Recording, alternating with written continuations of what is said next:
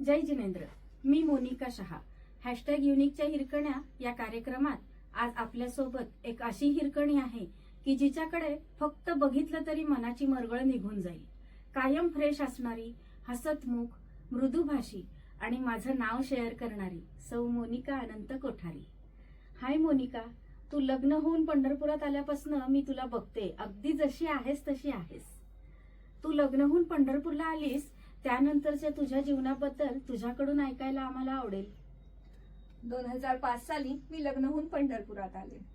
तेव्हा मी धरून घरात 13 माणसं होती. तसं माहेरी मी, माझा मोठा भाऊ, माझे आई वडील असं चौघांचंच कुटुंब होतं. पण तरी सुद्धा इथं आल्यावर मला जास्त काही जड गेलं नाही, कारण सासरच्या सर्व मंडळींनी मला खूप छान सामावून घेतलं आणि मी सुद्धा खूप छान ऍडजस्ट होत गेले. 2 वर्षातच मला खूप गोड मुलगी झाली. तिचं नाव सानिका. तिच्या येण्याने माझं जीवन अजून सुंदर झाले. तू आत्ता म्हणालीस 4 जणांच्या कुटुंबातून 13 जणांच्या कुटुंबात आलीस आणि तरीही तुला फारसं काही जड गेलं नाही. ते कसं काय बरं? तसं आम्ही घरात चौघच होतो, पण कसं होतं की आमच्या बिल्डिंगमध्ये आम्ही सगळे मिळून मिसळूनच राहत होतो. आमच्या कॉलनीमध्ये माझ्या वयाचे खूप मुलं मुली होते. त्यामुळे माझं लहानपण खूप छान गेलं, खूप मजेत गेलं. आणि असंही गणेश उत्सवात वगैरे कार्यक्रमांमध्ये आम्ही सगळे मिळून भाग घ्यायचो.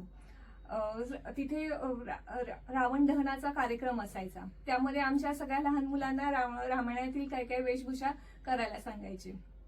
तुम्हाला असं वाटेल की आता इथं रावण दहनाचा आणि कुटुंबात ऍडजस्ट होण्याचा काय संबंध, पण माझे आई वडील दोघंही जॉब करत होते. मग अशा कशामध्ये भाग घेतलेला माझ्या आईला माहित पण नसायचा. पण ह्या वेळेस अशा सगळ्या कार्यक्रमाला तयार होण्यासाठी आमच्या बिल्डिंग मधले सगळ्या माझ्या मैत्रिणी, आमच्या काकू सगळे मला तयार करून द्यायचे. त्यामुळे लहानपणापासूनच सगळ्या माणसांमध्ये राहायची मला सवय झाली होती. हे झालं बिल्डिंग मधलं. पण शाळेत सुद्धा शाळेतले दिवसही माझे खूप छान गेले. शाळेत सुद्धा सगळ्या सहलींमध्ये, सगळ्या ऍक्टिव्हिटीमध्ये, स्पोर्ट्समध्ये मी भाग घेत होते. त्यामुळे ह्या मोठ्या कुटुंबात मी पटकन मिसळून गेले. छान. समृद्ध बालपण अनुभवलं आहेस तू. आमच्या मानसशास्त्रात असं सांगितलं आहे की जो माणूस समृद्ध बालपण अनुभवतो तो मोठा झाल्यावर स्वतः बरोबरही दुसऱ्यालाही समृद्ध करतो. आता वळलोच आहोत तुझ्या बालपणाकडे, तर तुझी लग्नाआधीची ओळख पण आम्हाला करू. हो भाभी, नक्कीच. माझे माहेरचे नाव मोनिका शीतल शहा. माझं बालपण पुण्यातच गेलं. बीकॉम पर्यंतचं शिक्षणही पुण्यातच झालं. बर, मग बीकॉम झाल्यावर तू लगेचच लग्न करून इकडे आलीस का? नाही. बीकॉम झाल्यावर मी 2 वर्ष जॉब केला. ऍक्च्युली जसं बघितलं तर डिग्रीचे 3ही वर्ष मी जॉब करत होते, कारण माझं एक्सटर्नल ऍडमिशन होतं. त्यामुळे तसं बघायला गेलं तर मी 5 वर्ष जॉब करत होते. आणि त्यावेळेस कसं होतं, 6-6 महिन्याच्या कॉन्ट्रॅक्ट बेसिसवर जॉब मिळत होता. त्यामुळे मला प्रत्येक वेळी जॉब सोडावा लागायचा आणि बदलावा लागायचा म्हणजे. आणि मग त्यामुळे वेगवेगळ्या क्षेत्रामध्ये जॉब करण्याची मला खूप छान संधी मिळत गेली आणि मला त्यातून भरपूर शिकायला मिळालं. काही ठिकाणी तर असेही अनुभव आले की तिथं इतकं राजकारण असायचं की त्या ठिकाणी काम करणं मला शक्यच नसायचं. मग अशा वेळी तो जॉब सोडून दुसरा जॉब धरायला सुद्धा मी कधी मागं पुढं पाहिलं नाही. त्यामुळे मला माणसं ओळखायलाही मी खूप छान शिकले तिथे. अनिष्ठ आहेस तू, पण 12वी नंतर तुला लगेच जॉब मिळालाच कसा? नाही, तसं नाही. 12वी नंतर लगेच असा जॉब मिळाला नाही, 6 महिन्यांनी जॉब मिळाला. तसं तर माझ्या आईला नेहमी असं वाटायचं की वेळ वाया घालवू नये, सुट्टी वाया घालवू नये, म्हणून ती 12वीच्या सुट्टीमध्ये तिने मला कम्प्युटरचा बेसिक प्लस टॅलीचा क्लास लावला होता. त्यानंतर खूप लवकर आणि कॉन्फिडंटली मी कॉम्प्युटर हाताळू शकले. त्यामुळे 12वी नंतरचा लगेच मला म्हणजे जवळजवळ 6 महिन्यांनी मला जॉब मिळू शकला.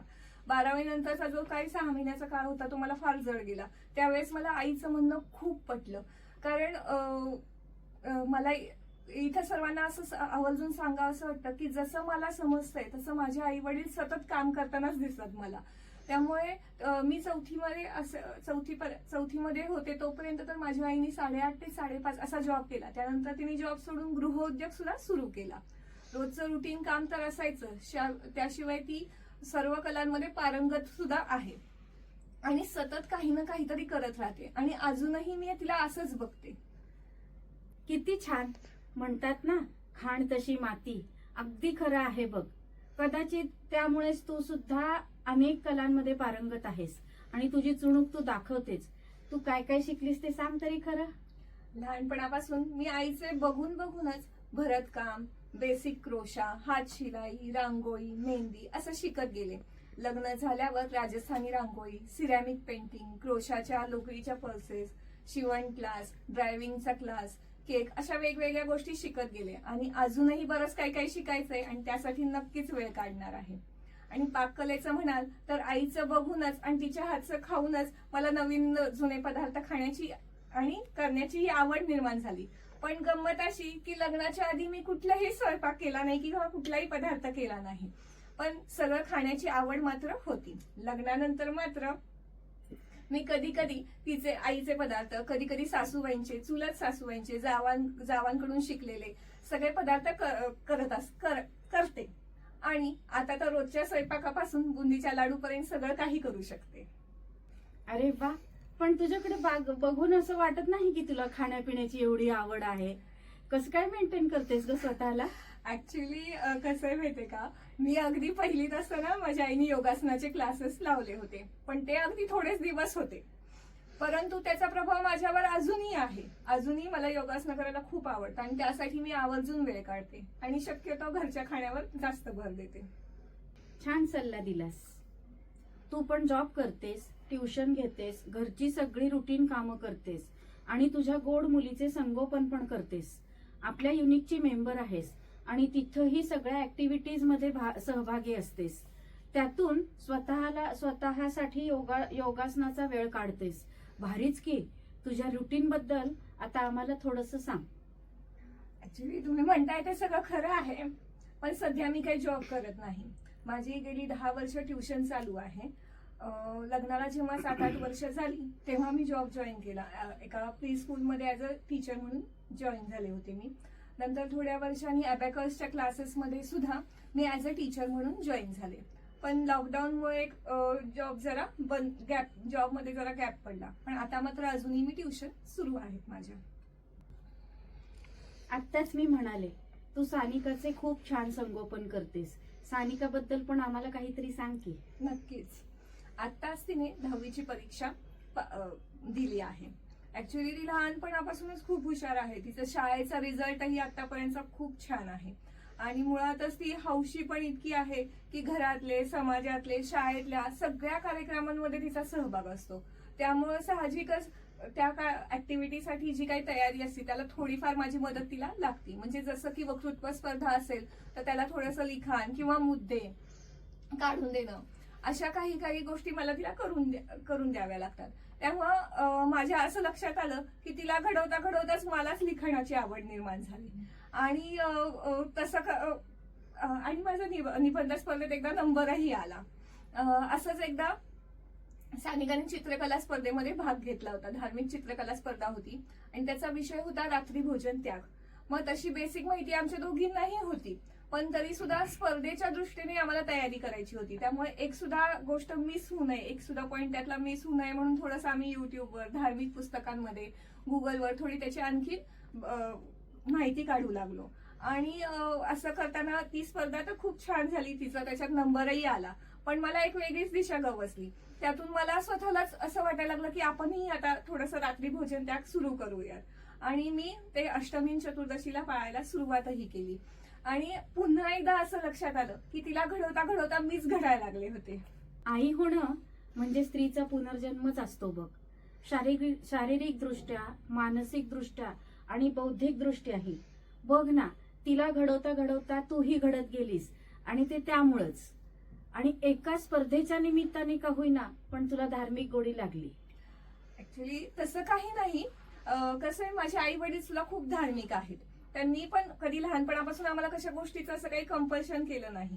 दोघेही दान धर्मातही कधी मागे पुढे पाहत नव्हते. ऍक्च्युली त्यांची नेहमी अशी शिकवण असायची की आपल्याकडे थोडं असलं तरी त्यातलंही थोडं आपण लोकांना द्यावं, लोकांना, दुसऱ्यांना त्यांच्या वेळेला मदत करावी. आणि हे सगळं आम्ही दोघं सुद्धा, माझा भाऊ, आम्ही दोघं सुद्धा त्यांच्या त्या कृतीतूनच शिकत होतो. असंच एकदा चातुर्मासात आमच्या इथे निगडीला मुलींचा संघ आला, अम्मांचा संघ आला. तेव्हा माझे आई वडील दोघं सुद्धा वेळात वेळ काढून त्यांच्या प्रवचनाला रोज जात होते. अगदी पहिल्या दिवसापासून जात होते. माझी आई तर पहिल्या दिवसापासून मला म्हणत होती की तू सुद्धा चल, पण मी काय जात नव्हते. पण तिने एकदा कसंही करून मला तिथे नेलं आणि तिथलं त्या अम्मांचं इतकं सुंदर आणि सोप्या भाषेतलं प्रवचन ऐकून मला सुद्धा खूप छान गोडी लागली. आणि त्या दिवशी म्हणजे त्यावेळेसचा चातुर्मास माझा सुद्धा खूप सत्कारणी लागला आणि इतका त्याचा प्रभाव पडला माझ्यावर की आता सुद्धा युट्यूबवर चातुर्मासात मी त्यांचं प्रवचन ऐकते. आणि अजून एक गोष्ट अशी सांगायची म्हणजे की त्या दरम्यानच माझ्या आईने भक्तांबराचे सलग 48 एकासनं केली. पण त्यावेळेस मला एवढं त्याचं महत्व कळत नव्हतं, पण आता मात्र ती माझी प्रेरणास्थान झाली आहे. आई झाल्यावरच आईचं महत्व कळतं हे आपण सगळ्याच जणी अनुभवतो. लग्नानंतर जगातली सर्वच मुलींच्या प्रेरणास्थानी तिची आई असते. आता थोडंसं विषयांतर. मला माहित आहे तू आपल्या युनिक क्रांती महिला मंडळाची सगळी पदे खूप छान सांभाळली आणि मी तुझ्यात नोटीस केलेला जो बदल आहे तो असा आहे की तुझ्या अध्यक्षपदादरम्यान तुझा आत्मविश्वास खूप छान वाढीस लागला. पण आता तुझ्याकडून आम्हाला तुझे अनुभव ऐकायचे आहेत. हो, नक्कीच. आधी मी माझ्या ट्रेझरर पदाबद्दल सांगते. 2007 पासून मी युनिक क्रांती महिला मंडळाची सदस्य आहे. 2016 मध्ये मी ट्रेझरर पद घेतलं, पण तेव्हा असं वाटत होतं हे पद घ्यावं का नको घ्यावं, फार टेन्शन आलं. पण मैत्रिणींच्या सपोर्टमुळे सर्व काही सोपं झालं. वर्ष इतकं छानपैकी संपत आलं आणि नेमकी नोव्हेंबरमध्ये नोटबंदी झाली. मंडळाची जी रोख रक्कम असती त्या नोटा कशा बदलाव्यात हा प्रश्न निर्माण झाला. भाभी, त्यावेळेस पहिला फोन मी तुम्हालाच केला होता. पण आपल्या मंडळाचे सगळे सदस्य एवढे सपोर्टिव्ह आहेत की असे सगळे प्रश्न लगेचच मार्गी लागत होते. खरंच ग, एकत्रितपणे राहण्याचं आणि एकत्रितपणे सगळं काही चालवण्याचं महत्व पुन्हा एकदा अधोरेखित झालं बघ. आता तुझ्या अध्यक्षपदाचे अनुभव तर आम्हाला ऐकायचेच आहेत. हो, नक्कीच. लगेच पुढच्या वर्षी मी अध्यक्षपद घेतलं. कोणते कार्यक्रम घ्यावेत असा थोडासा विचार करून ठेवला होता, पण मनात मात्र थोडीफार धाकधूक होतीच. पण गंमत अशी की पदग्रहणाच्या पहिल्याच मीटिंगला असं अगदी अनपेक्षितपणे मंडळाची वन डे ट्रिपचा विषय निघाला. तिचं नियोजन झालं आणि 2 दिवसात ती ट्रिप भरपूर मेंबर्ससह गेली सुद्धा. खरंच तू लकी आहेस. सहसा महिला मंडळाची ट्रिप विषय निघाला आणि लगेच पार पडली असं कधीच होत नाही. खरंच, हो ना. ते मजेचे क्षण अगदी आठवणीत राहिलेत आणि माझा त्यामुळे हुरूपही वाढला. सर्व मेंबर्सच्या सपोर्टमुळे पुढच्या सर्व मीटिंग्स खूप छानरित्या पार सुद्धा पडल्या. विशेष कार्यक्रमांबद्दल मी थोडंसं सांगेन. एप्रिल महिन्यामध्ये महावीर जन्म कल्याणक निमित्त शोभायात्रेमध्ये आमच्या मंडळाचे ढोलपथक खूप छान सादर झाले.